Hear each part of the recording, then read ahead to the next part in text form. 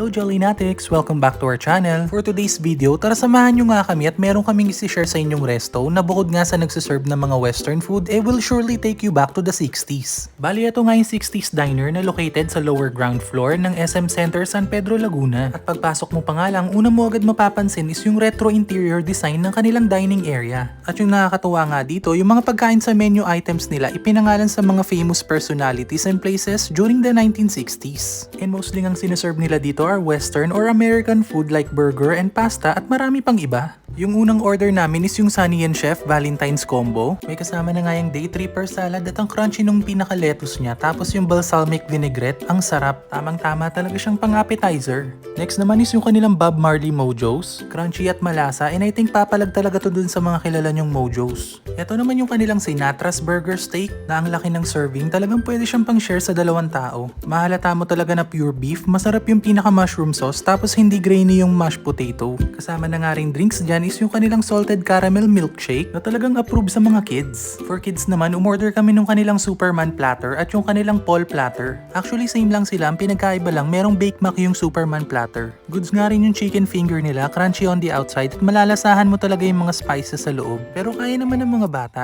And yung isa pang nagustuhan ng mga kids ko is yung waffle. Hindi siya masyadong matamis, milky at tamang-tama lang i-partner dun sa maple syrup. Talaga namang approve kay kuya.